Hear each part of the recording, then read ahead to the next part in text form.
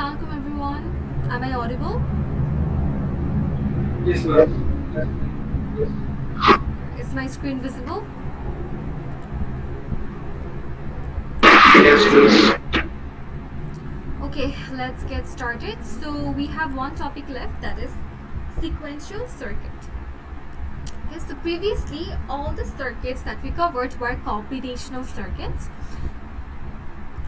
Can somebody tell me what combinational circuits are?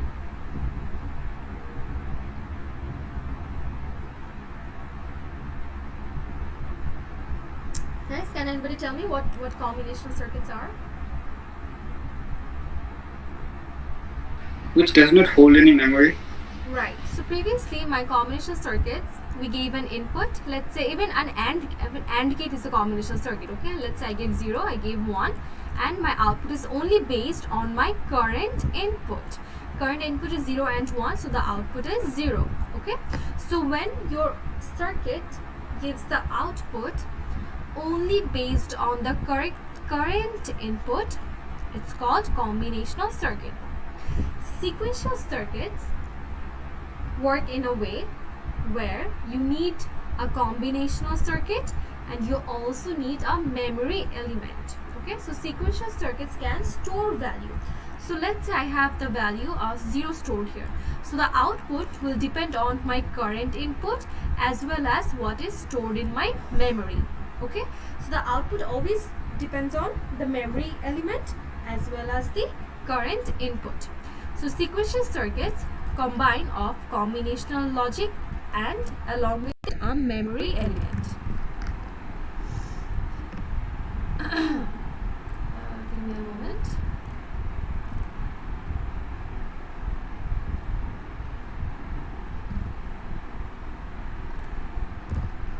So this is what a sequential circuit looks like. It has a combinational part where you give inputs, and the inputs are called external inputs, and inside the component you have a memory element, that is memory is stored here, and your output consists of combines the external input and the memory, and that's how the outputs are given.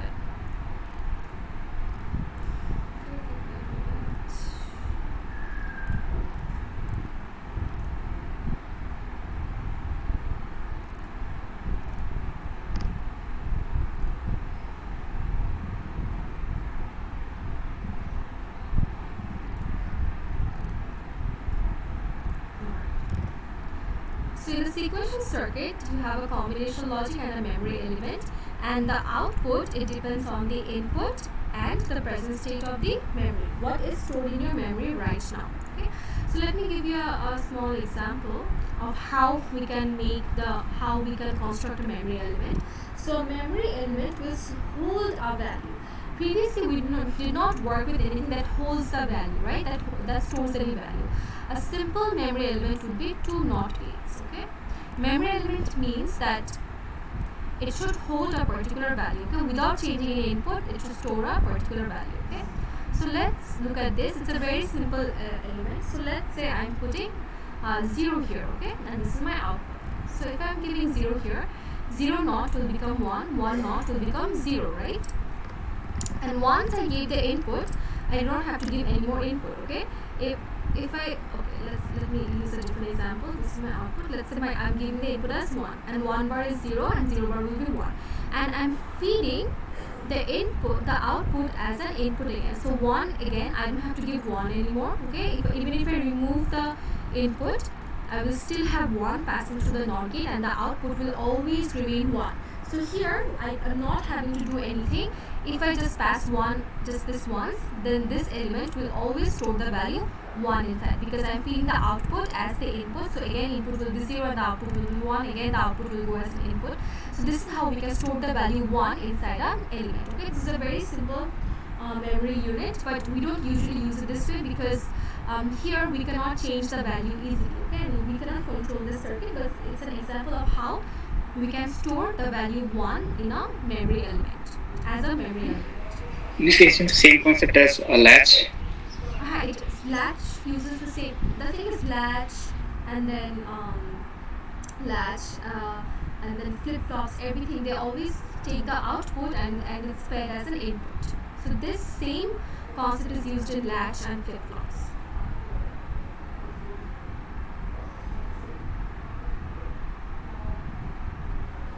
Does anybody have any question? And you don't have to understand latches and flip-flops right away. We'll come back to it later.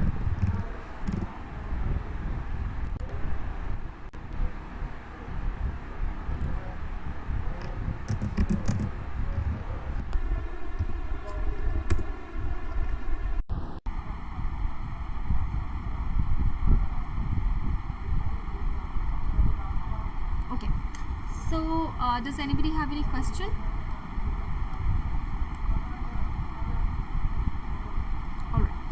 So next we will move on to okay, so for sequential circuits we're first going to learn about flip-flops. Okay, so flip-flop is basically a memory element. So this was a very simple memory element, but we're going to learn a memory element that will allow us to do some more advanced operations, and we will learn how value is stored inside our computers. So in our computers, when we save a value, store a value, we have particular elements that stores this value, and the simplest of them are called flip-flops. Okay, so flip-flops are memory elements that hold a value.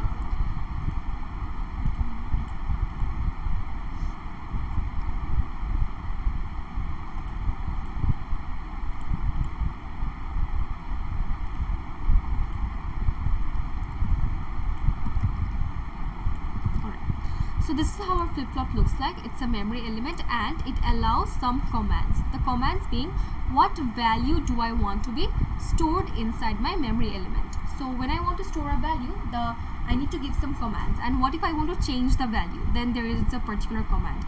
And according to the command, the flip-flops hold the value. From now on, we will use the notation Q. Q will show the current state. That is, what value is currently stored inside my flip-flop. Okay, sometimes we use it at we also write QT, that shows us the value in the present time. Okay, you write QT and QT. We will use these notations to denote what value is currently stored inside my memory element. Okay, now let's come to the next concept of clock. So, does anybody know what a clock is?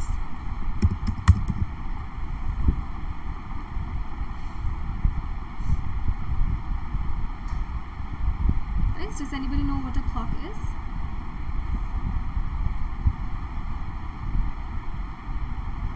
Okay, so clock is basically, so it works like an enable bit of a flip-flop. When the value of clock is 1, it means the flip-flop is turned on. It's going to work as it is. So when I'm giving the command, the flip-flop will follow that command. Okay. If the clock is 0, this means that right now, even if I'm giving the command, the flip-flop will not listen to me. It will retain its old value. Whatever command I'm giving, it will not make any change inside the flip-flop. Okay, so we usually use a clock pulse to control flip-flops because memory element is present here. Let's say my value is currently 1 is stored as my memory element. Okay, so if I'm changing the command, I would turn the flip-flop off, I'll give the command, and then I'll turn the flip-flop on. This gives us some time to change the command. Okay, because if I'm storing 1 here and I'm changing the command will also mind it. It's a digital logic system, so the command will also be in terms of zeros and ones. Okay, so when I'm changing the command, I turn on off the flip-flop, and once I have the command, I turn it on and we can change. Okay, we can see the change. So this is how the clock pulse controls the flip-flop. Okay, so that's why the clock pulse, what it does is give me a moment. So your flip-flop can be of two types. It can be positively triggered or it can be negatively triggered. Okay, so we will just talk about positively triggered. This means when it is turned, when the clock, it's usually a square wave. What we do is we pass it in this way. Okay, square wave means we pass 0 through it and then 1 through it, then 0 through it and 1 through it. Okay, it's a square wave. This means once we pass 0, once we pass 1. We pass zeros and ones in this way. And when 1 is passed through the clock, that is when the flip-flop is turned on.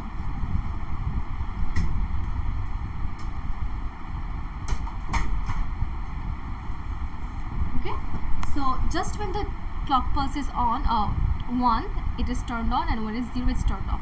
Why is this delay required? This is because we can only see the change when we pass 1 through it. That's when we will see the change. Otherwise, once we look into the circuit of a flip-flop, we'll see that if we don't have a clock pulse, then this becomes very risky, because once we change the command, the value changes. So it will be difficult for us to see the changes. Okay, suppose we're changing the command, the value will change right then and there, and we change the command again, it will change very quickly. So the clock pulse, it gives us control over the flip-flop, that only when we pass 1 we will see the change that is due to the command. Okay, so basically the command is very important, what we're feeding into the flip-flop. At the same time, the clock pulse will help us to see the change in the command. So this was the block diagram of a flip-flop. Now let's move on to the internal circuit of a flip-flop. So we will, in this course, we will learn 4 basic types of flip-flop. Okay, the first flip-flop that we're going to learn is called the SR flip-flop. Okay.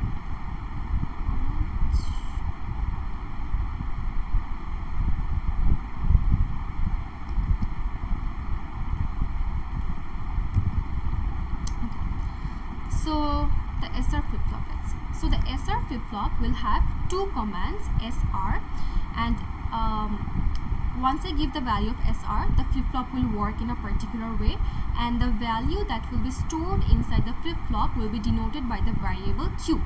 And what is Q bar? Q bar is basically the opposite of Q. So whatever value I stored Q bar will give me the opposite value. Okay, so when we store value in the flip-flop, we show what's stored, and we also show the complement of the stored value. Okay, so let's see how SR flip-flop works. So in a SR flip-flop, you have 2 inputs, SR. Okay, so if I want to, so S stands for set, R stands for reset. If I want to store 1 inside the flip-flop, then we give S as 1 and R as 0. Okay, we set the value. Set means we set it as 1. Okay, so if you want to store 1 inside a flip-flop, then the value of S is 1 and the value of R is 0. So if the value of S is 1, R is 0, can you tell me what will be the value of Q?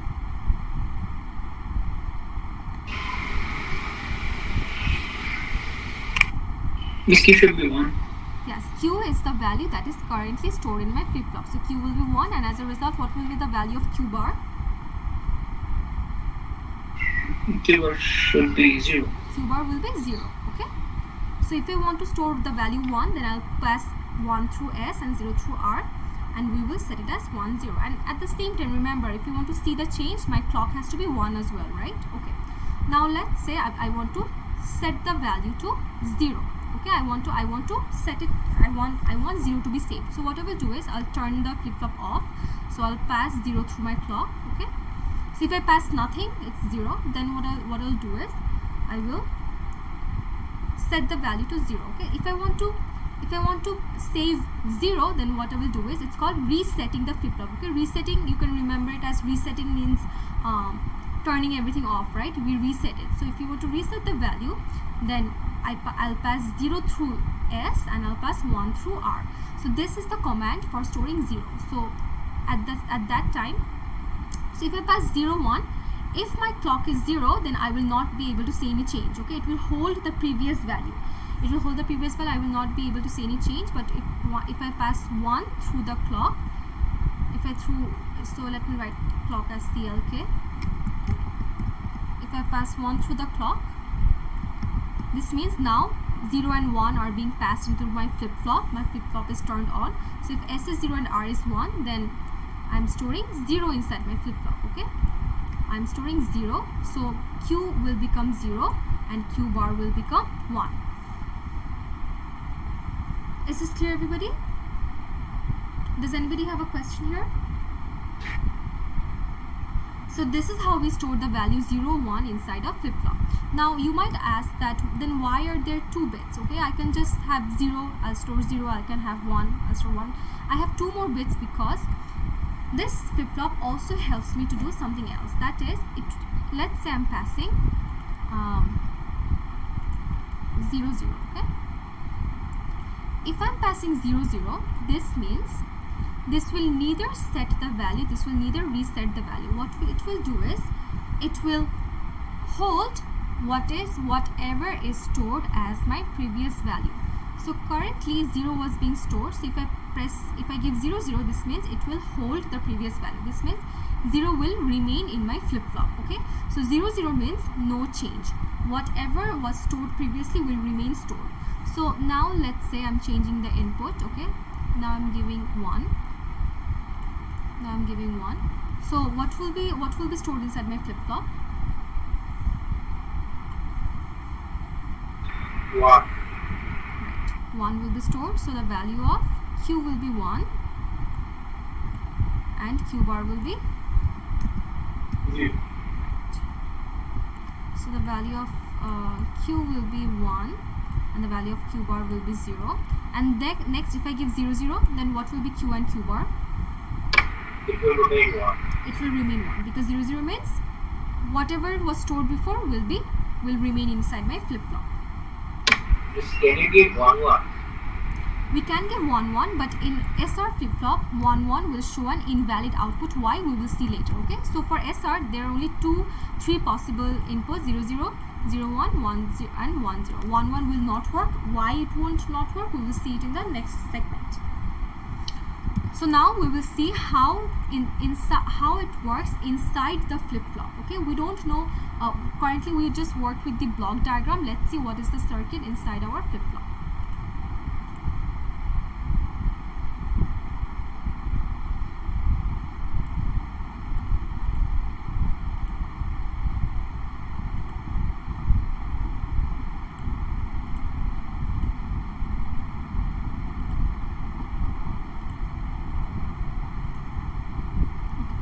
Now we will look into the circuit diagram.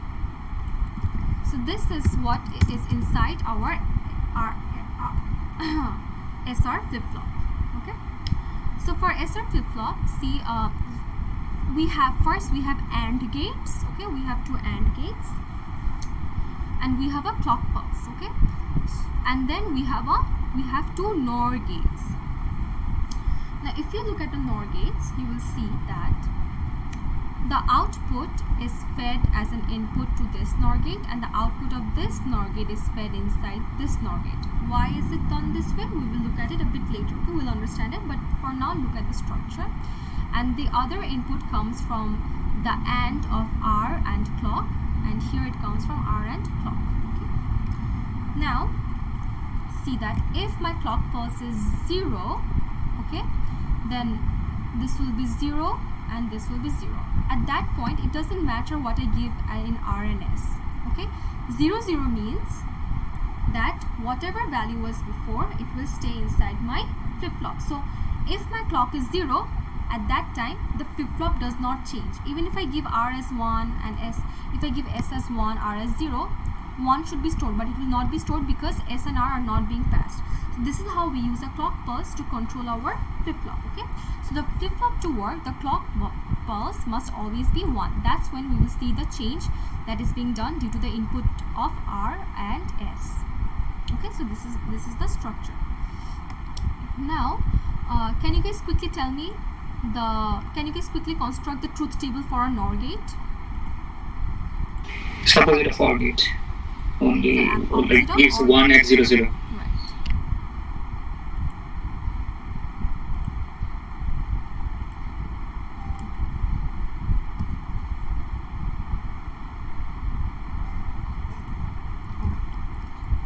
So this is the NOR gate. In a NOR gate, is the opposite of OR. That is when 0, 0, it will be on, and for the rest of the inputs, it will be 0. Okay, it's the opposite of OR gate.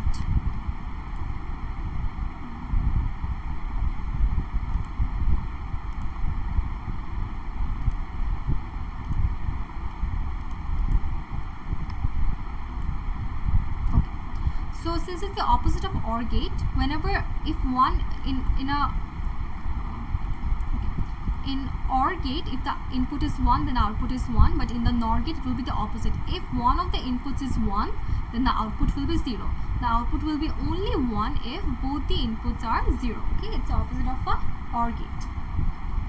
Now let's see, for the flip-flop to be turned on, clock pulse has to be 1, and let me give 0 here and 1 here. Remember, if I give 0 in R and 1 in S, we are setting the value. If you set the value, Q should be 1. Okay, so let's see if Q comes 1, and remember Q bar should be the opposite of Q. So if I give 1 here, 1 and 1, it will be 1, and 1 and 0, it will be 0, right? Okay, now for this NOR gate, if the output is 1, if one of the inputs is 1, then the output will automatically be 0, right? So for a NOR gate, if either of the input is 1, then the output will be 0. So 1 is, since the input is 1, the output will be 0, and 0 will be fed here. Okay, so Q bar is 0, Q bar is fed in this NOR gate. So 0, 0 bar, 0, 0 bar will give you 1. Okay, and 1 will be passed here. So at this point, when 0 and 1 are being passed, Q will remain the value 1, and Q bar will remain the value the value in Q bar will remain 0. Do you see how this works? Yes, miss. Okay, so Q and Q bar will Q will hold 1 and Q bar will hold 0. Okay. Now let's do the opposite. Let's set R as 1 and S as 0. Let's see what happens. So 1 will pass over here, and 0, 0 and 1 will be 0. Okay. So if 1 passes through this NOR gate, if one of the inputs is 1, then we have 1 here. Sorry, if one of the inputs is 1, then the output will be 0 for a NOR gate, and 0, 0 will give you 1. So Q will, so if I pass 1 through R and 0 through S, we are resetting the value. So the value inside the flip-flop denoted by Q will be 0, and Q bar is 1. Okay, I find this very interesting because you see we're not using any fancy circuit here, just the input is being fed. This is a new technique that we learned. Remember that in memory elements you always have a just can you give me one moment?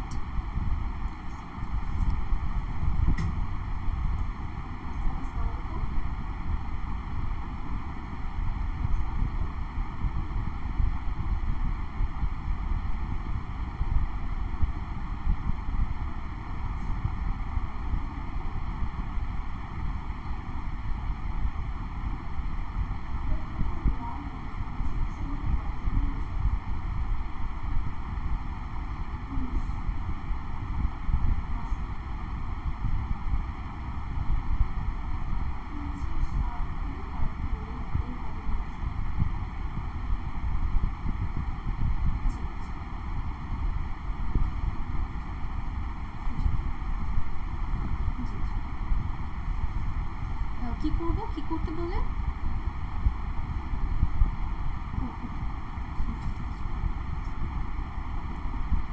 sorry guys, I had a call. Alright, so where was I? Okay, so if I'm passing 1 through here, the output will be 0, and what the thing I was saying was, in memory elements you will always see that the output is given as an input. Okay, the output is fed back as an input, and that's how it stores a value. So anyway, if I give R as 1 and S as 0, then my value is reset to 0. So 0 will be stored inside my memory element. Okay, and at this time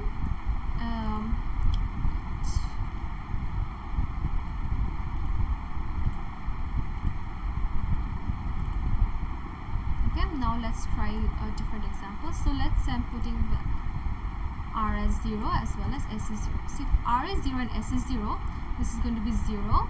Okay, 0 and 0 is 0, and this is going to be 0. Okay, so if this is 0, then 0 and 0 bar will be 1, and I'm passing.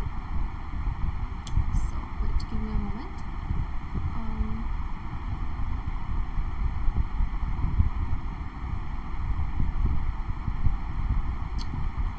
Sorry, here it is. So since I'm passing 0 here, we'll have 0 here and 0 here, and 1, we have Q bar as 1, so 1 will come over here and 0 will come over here. As a result, 0, 0 Q bar will be 1, and for 0, 1, the Q will remain as 0. So if I give R, S as 0, if R, S are set as 0, then 0 is going to be given in my output. 0 will be given, 0 will be stored inside my flip-flop, because previously Q was 0. So if I give RS as 0, then whatever value was stored previously will remain in my flip-flop. Okay, so if I give R and S as 0, you will see no change. Okay, alright. Now let's look what will happen. Now I have shown you the output for the 3 possible combinations. What if I pass 1 through S, 1 through R and 1 through S? Can you tell me what will be the outputs?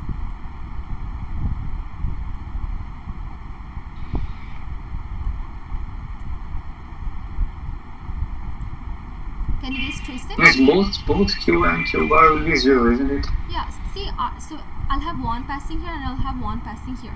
And in NOR gate, if you have 1 through either of the inputs, the output will be 1, right? So the output will be 0. So Q will be 0 and Q bar, because either of the input is 1, the output will be 0. Q bar will also be 0, and that's not possible, right? You can't have Q and Q bar as the same value. They should be the opposite of each other. So the way RS flip-flop is constructed, 1 1 gives you invalid output.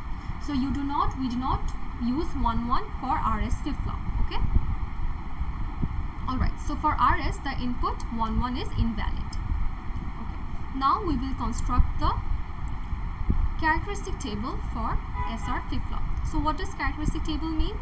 The characteristic table is basically what I just told you right now. Whatever SR does, once you put it inside a table, it will become a characteristic table. Okay. So we have SR here, and we have 4 different combinations: 0 0 0 1 1 0 1 1, and the operation is what will be the cause of the value from SR. Now QT, okay, QT means what is currently stored inside my flip-flop, okay, and QT plus 1 means what will be the next value. Okay, so QT is what is currently stored, and QT plus 1 is what is the next value due to the command. So if my input is 0 0, then the operation is no change. That means if QT is 0, Q2 next state will remain 0. If the previous value is 1, then the next value will still remain 1. So if S and R are 0, this means there will be no change. Now let's come to 0 1. Here we are resetting the value. Okay, reset means we will store 0. So it does not matter whatever value was stored before, it doesn't matter, but once I give 0 1, my next value will become 0. Okay, so it doesn't matter what value is currently stored inside my flip-flop, because if I give S as 0 and R as 1, then my next value will become 0.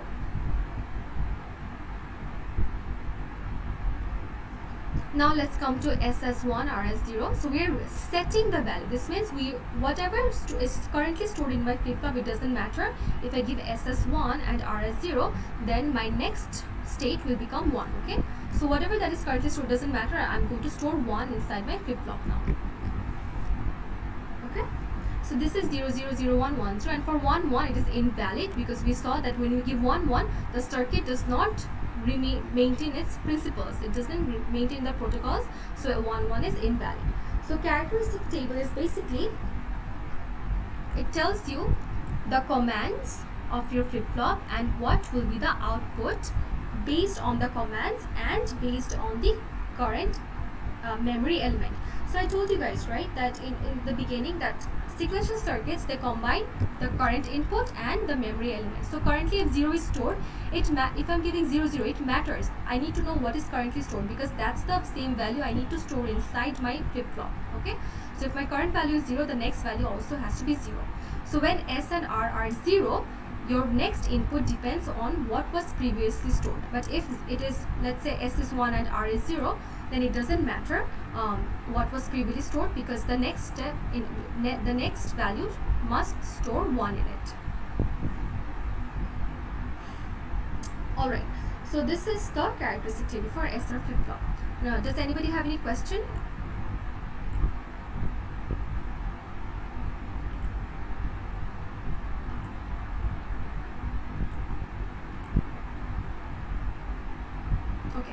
So this was our first flip-flop. Next we're going to learn about the JK flip-flop. Okay, so for the JK flip-flop, everything will be the same except for one part. Okay, so for JK flip-flop, this will be the value, this will be J. Okay,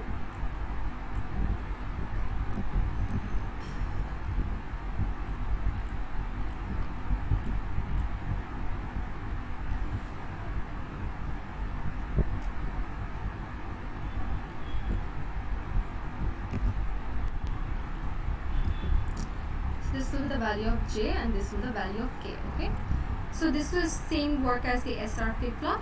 So if J, K are 0, 0, it will be no change. If J is 0, R is 1, then it will be reset. If J is 1, R is 0, it will be set. But for 1, 1, it will not be invalid. We will make a small change in our circuit and it will be toggle. Does anybody know what toggle means? Guys, does anybody know what the term toggle means? No one? Okay. So what toggle will do is, toggle will invert whatever that was stored inside my flip-flop. So if I give 1, 1, this means my output will be, my next state will be the invert of whatever was stored previously. So if previously, if 0 was stored, then if I give 1, 1, this means the next state will be the opposite of the previous state, so it will be 1. Okay, it will invert whatever that is stored inside my flip-flop. So if currently I have 1 stored and I give 1, 1, this means in the next state, this if I give 1, 1, then my current whatever value is stored currently, it will change to 0. So if I have 0, it will change to 1. If I have 1, it will change to 0. Okay, so this is how JK flip-flop works. So JK is a bit more advanced than SR flip-flop. So let's see how. So of course the circuit has to be different. Okay, the circuit has to be different. So let's see.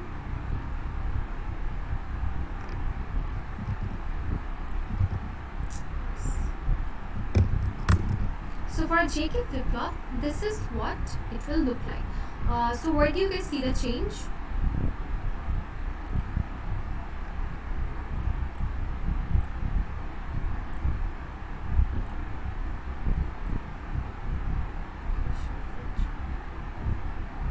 Guys, in which part do you see the change? We have a clock here. Clock was also there in the previous, in the SR flip-flop.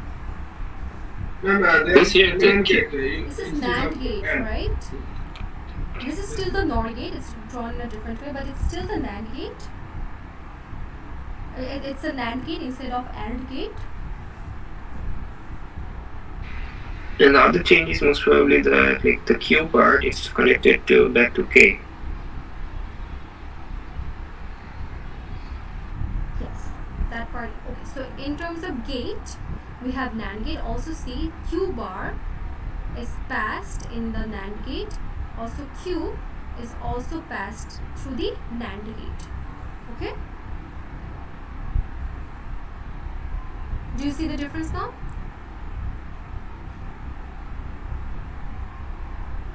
Okay. So for the SR flip, so the difference between JK and SR flip-flop are that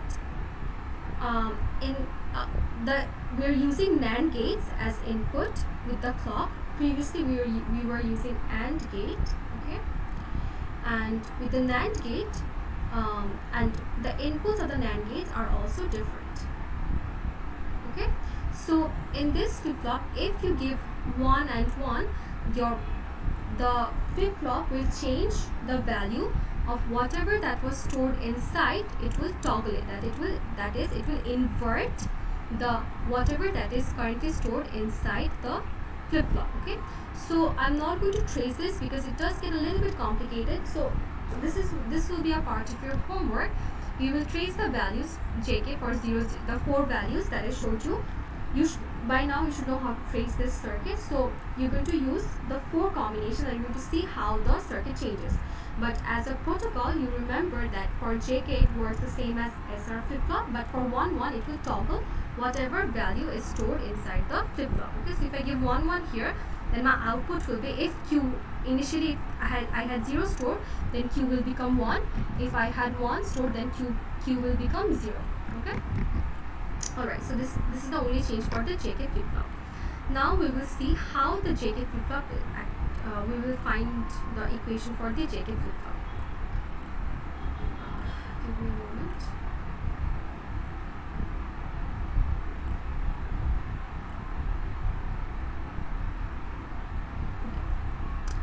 So remember that I told you in the beginning of the class that the value of my output, okay, my output Q will always depend on my current input, that is, it will depend on JK. Also, it will depend on what was stored previously inside my flip-flop. Okay, so let's say QT plus 1 will be my next state. Okay, so my next state will be a function of J, K as well as QT.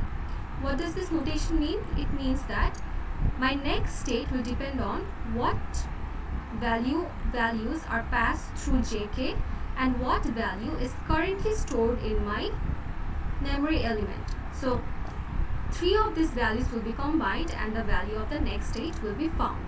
Okay, so for that we only saw the circuits. Okay, so we saw the internal circuits for these flip-flops, and now we will find the equation for the next state. Okay, so the next state will depend on the value of J, the value of K and the value of QT, that is what is currently stored. Okay, currently stored in my flip-flop. So before we construct the circuit, before we come up with the equation, as usual, what we first need to do is we need to come up with the truth table. Okay, we need to come up with the truth table, but give me a moment. So can you guys tell me what will be the input of the truth table? How many inputs will this truth table have? It's 3 inputs. 3 inputs, right? Because my output is QT plus 1 and my input will depend on these 3 values. Okay, my input will depend on my output will depend on QT, what is currently stored, and the value of J and the value of K. So if QT is 0, okay, currently my value stored is 0 and JK is 0, 0. So what does 0, 0 represent? 0. 0, 0 means no. JK 0, 0 means no change. Oh, okay. Yeah. Okay, remember SR, everything is the same. 0, 0 means no change. This is S and this is R. Okay.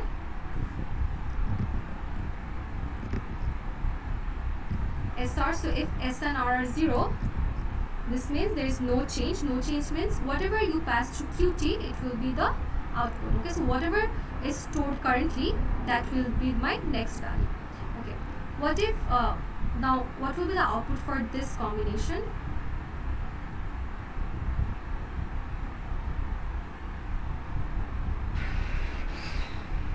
Should it be 1? So S is 0 and R is 1. S is 0, R is 1.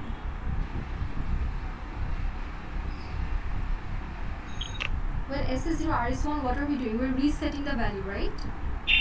Oh, yeah. So Q bar should be 1. We don't have Q bar here. Why do you see Q bar? No, sorry, I was talking about the diagram. No, don't look at the diagram. We're doing the truth table now. Okay? Guys, don't look at the diagram. We're looking at the truth table. We found out that my next state depends on my current state and the value of JK. So if JK are 0, 0, so consider J as S and K as R, but the only difference is 1, 1 will toggle the current value. So if it's 0, 0, this means my next state will be what my current value is. My next value will be the same as my previous value. If J is 0 and K is 1, what will be my next value?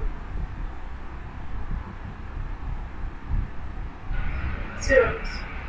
Why would it be 0? Because we're giving S as 0, R as 1. We're resetting. So it doesn't matter what is stored previously, my next value will be 0. Now what will be the output for this combination? 1. 1 because we're setting the value, right? It doesn't matter what is previously stored. S is 1 and R is 0. So we were setting the value. Here what will be the output? J is 1, K is 1. 1 1 means it will toggle my current value. So what is currently stored inside my flip-flop?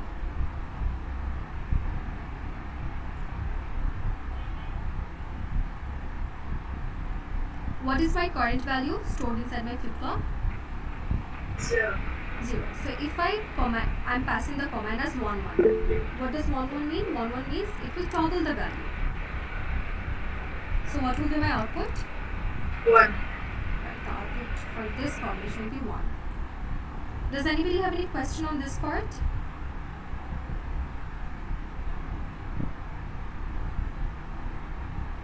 Okay. Now look at this combination. What will be my output? 1, because QT, like the S and R are 0, so the previous value will be the Next value, right? the next value. SR 0, it means no change. So whatever that is stored currently will be the next value, will be my next output. So next output will be 1 because of no change. Somebody said 0. Do you understand why it will not be 0 but it will be 1? Yes, ma'am. Okay. For this, what will be the output? 0, because we're resetting. We're resetting. So it doesn't matter what's previously stored. Resetting means the output will the next value will become 0. And here It should be 0. we are setting the value, right? 1 0. Okay, 1 0. So the previous value is 1. Shouldn't It it be doesn't like matter what the previous value is. If S is 1 and R is 0, if J is 1 and K is 0, it means we're setting the value. 1. Okay, setting the value means is it clear, guys? SR works very similar with JK. J will do what S does, K will do what R does. Yes, please. Okay, so S is 1, R is 0, that means we're setting the value. So the output will be, if we set the value, the output will be 1. And what will be the output for this? 1 1? Oh, for 1 1, this comes like it toggles. Like if the current value is 1, so then now it becomes like It 0. will become 0. Okay? Oh, got it. Yeah. This is what my next state, this is what is previously stored. This is previously stored and this is what I'm going to get now depending on JK. But it only doesn't depend on JK, it also depends what was previously stored. For inputs, if JK are 0 0, I need to know what was previously stored because I need to maintain the previous value. If JK is 1 1, I need to know what is previously stored because I need to toggle my previous value. Okay, so this is how JK flip-flop works. Now let's come to the equation. So how do we find the equation from truth table?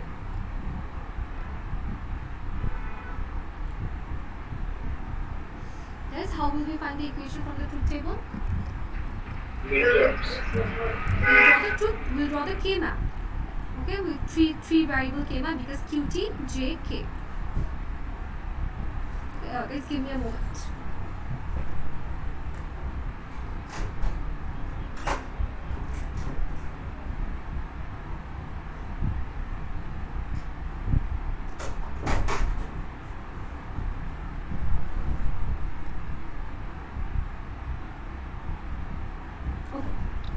So 3 variable K map. Here we have QT as our MSB, then we have JK. Now we have first we will plot the mean terms where the output is 1. Okay, so these are the mean terms. Output is 1, and then we'll find the equation for QT plus 1. Okay, so this will be one group, and this will be the other group. This I'm not going to explain this because we have already done K maps. From truth table, if we draw the K map, this will be our equation. So this is the equation for my next state, depends on my previous state as well as the value of JK. Okay. Alright. So this was our JK flip-flop. Now we're going to learn a different type of flip-flop that is called the D flip-flop. Okay.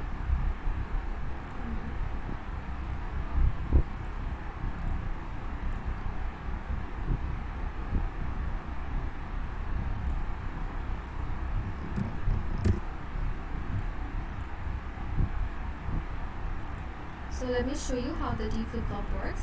D flip-flops are, so the flip-flops that we will do right now, they're going to be pretty simple, okay?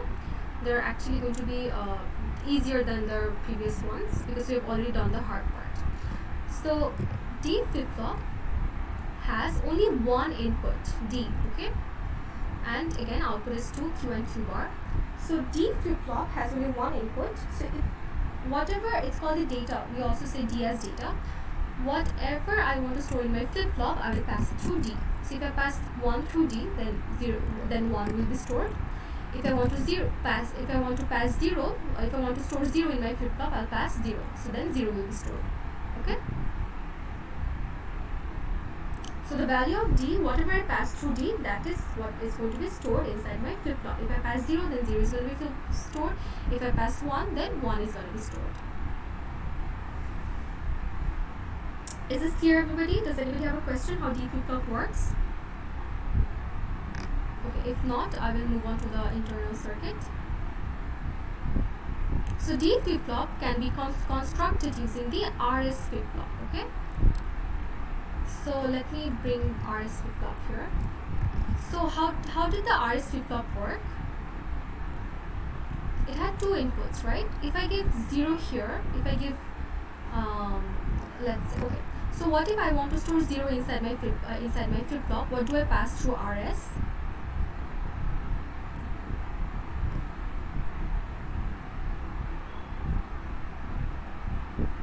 Sorry, could you repeat? If I want to store 0 inside my RS flip-flop, what do I pass through RS? We pass 1 through S and 0 through R. So if I want to store 1, then I pass 1 through S and 0 through R, right? Okay. What if I want to store 0, then what do I pass?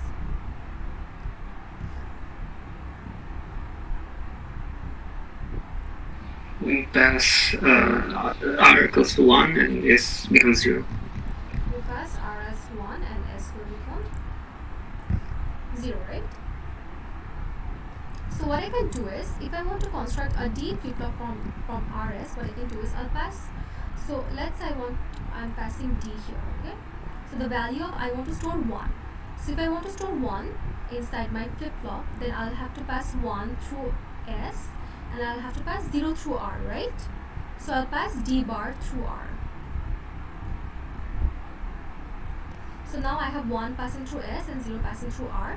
So I'll pass D, and D, in a D flip-flop, I always have one input, okay? So in a D flip-flop, there's only one input, that is D. So if I pass D and I pass D bar through R and I pass D through S, then it becomes a D flip-flop. See, because if I'm passing 1, then 1 goes through here, 0 goes through here, and 1 is stored inside my flip-flop, okay? Likewise, conversely, if I pass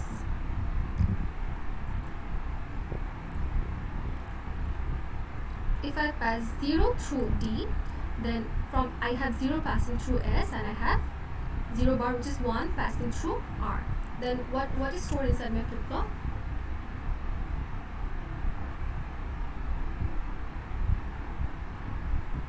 Zero. Right. If I have R as 1 and S as 0, then I have 0 stored. So from the SR flip-flop, this is how we construct the D flip-flop.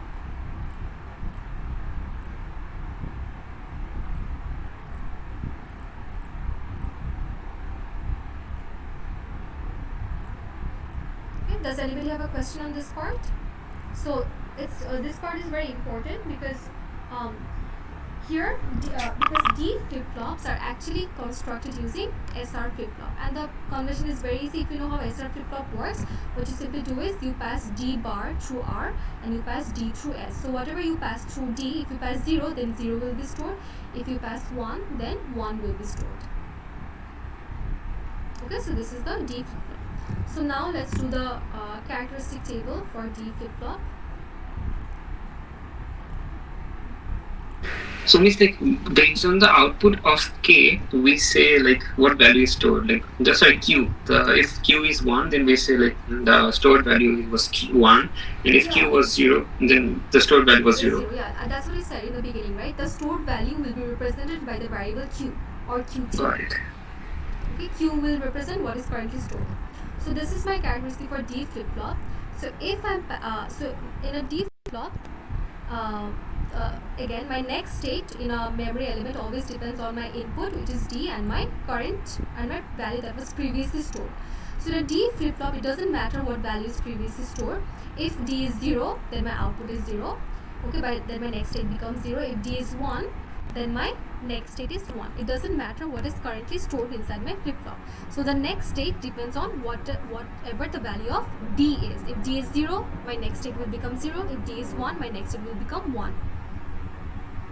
Okay, so D flip-flop, basically whatever you want to store, you pass the value through D and it will store inside your, it will be stored inside your flip-flop. Okay, this is how D flip-flop works. And now we will look at our last flip-flop, which is called the T flip-flop. Okay.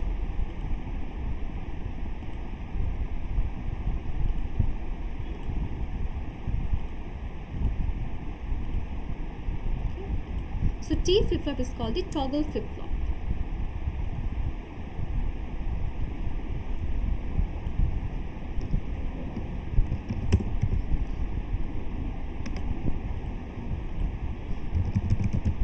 Toggle flip-flop, T. Okay.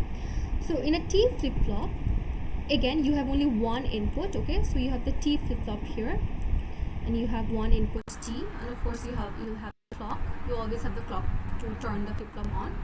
And for T flip-flop, if you're passing 0, then there is no change. Okay, no change means whatever my previous value was, that will be my next value.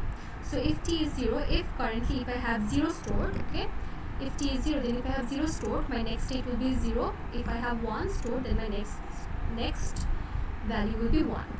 However, if T is 1, this means my next value, my next state will be the toggle of my previous state. So currently if I have 0 stored, and if I pass 1 through T, then if 0 is stored, my next state will become 1. If 1 is stored, then my next state will become 0.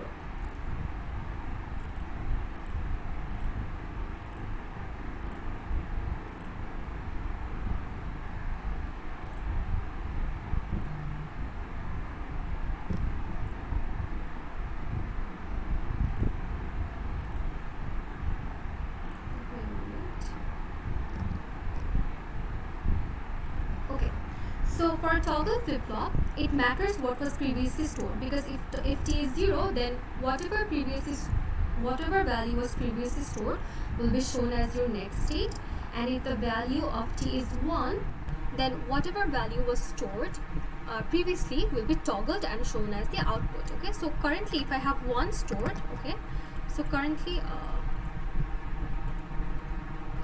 if I have, let's say I have 1 stored inside my flip-flop, and if I pass 0 through T, then what will be my output?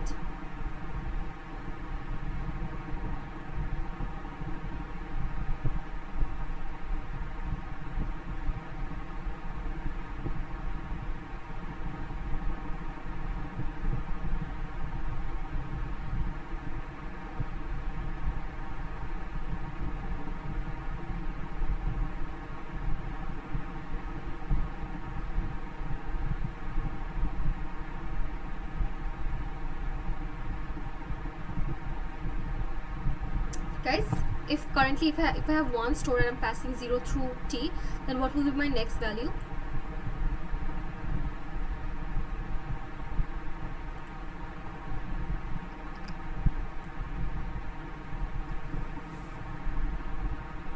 Hello?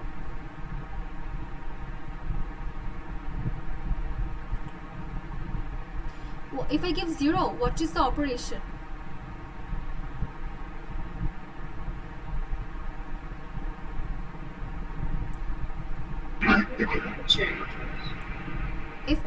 If T is 0, what is the operation?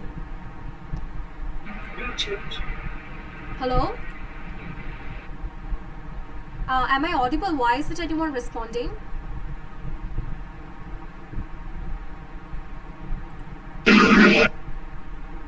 If t is 0, what is the operation? You just have to read it from the screen, guys.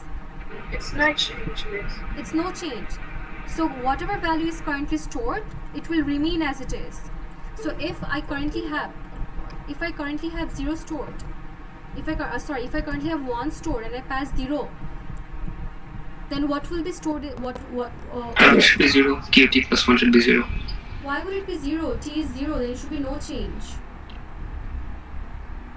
Yeah, like if QT was 0, then the output should be 0, isn't it? Yeah, what am I saying? But listen to my instructions. What is stored inside my flip-flop right now? Oh, 1. Then yeah, no change. That should be 1. If currently I have 1 stored and I'm passing 0 through t, then the value of my flip-flop will remain as 1. Q will remain as 1. If my value was 0, and if I'm passing 0 through t, the value inside will still remain as 0. Okay? Yes, miss. Now let's come to the next example. If let's say currently my value stored is 0, okay, and I'm passing 1 through t, then what will happen to my value? It should change to 1, toggling. Toggling means my value of my flip-flop will change, so it will become 1. Okay, it will change to 1. And if my current value was 1, and if my current value was 1, I'm passing 1 through toggle, then what will toggle do? Currently I have 1 stored, but once I pass 1 through t, then my current value will be toggled. Then what change will happen inside my flip-flop? It will change Q to 0. It will change to 0, so Q will become 0. So this is how the toggle flip-flop works. If I have an input, if I change it to, if t is 0, then my value of flip-flop remains as it is. If it is 1, then my current value is toggled, and that's how it's inverted, and that's what my next value becomes. Okay, now we will find the equation for t flip-flop.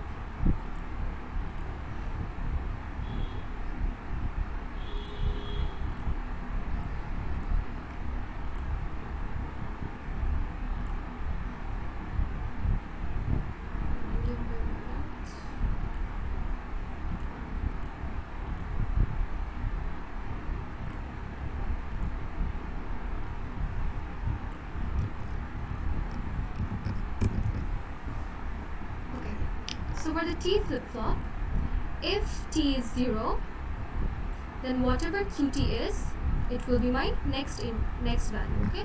So currently, if I have 0 stored and t is 0, then my next state will be 0. And if I have 1 stored and t is 0, my next state will remain as 1. Okay. However, if t is 1 and currently I have 0 stored, then my next value will be toggled. So next value will become 1. And if I have 1 stored, if I have 1 stored currently and I pass 1 through t, then my output will be 0. Alright, so my next state, so can you tell me what gate this works like? It's XOR gate. This is actually, it's an XOR gate, right? Oh, sorry, XOR gate. XOR gate. So the equation will be an XOR gate. Okay, so for the XOR gate, it's going to be QT. We take those combinations for which the output is 1. So it's going to be QT bar into T. So QT bar into T plus QT into T bar. This will be my equation for T flip-flop. Alright, so we're almost towards the end of our lecture. Now I have one question, that is, how can we use JK flip-flop to construct T flip-flop?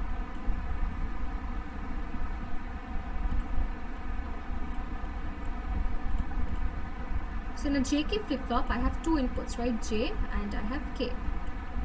And of course, I'll have clock. And my output is Q. So for JK, can you guys tell me what the truth table is? 0, 0 means what?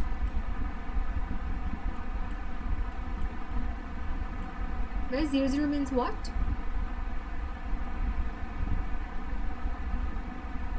One, zero. Zero. Can you guys please concentrate more? 00 is not 1 or 0. In an SR flip-flop, what is 00? No chance. 00 is no change.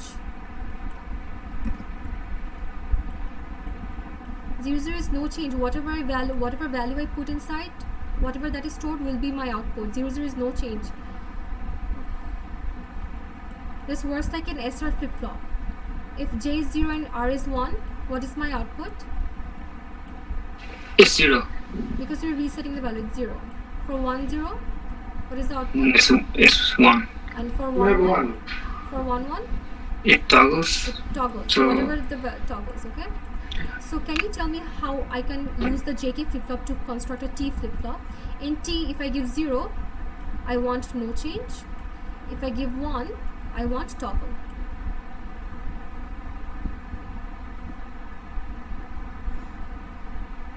So how can I construct a T flip-flop using JK? Means when JK are both 0, then no change, and JK both are 1, then it toggles. So, Right, so I basically short them, right? short and yeah. Short them and I'll pass one value. So if I pass 0, it's going to be 0, 0, it's going to be no change. If I pass 1, it's going to be toggled. Okay, so basically we first learned SR flip-flop, then we changed it, we learned JK, and then we learned how we can construct D flip-flop using SR, then we learned how we can construct T flip-flop using JK. Okay, so this is it for today, guys. Now, does anybody have any question?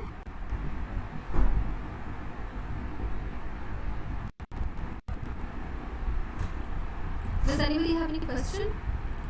All right, so I'm going to stop the recording.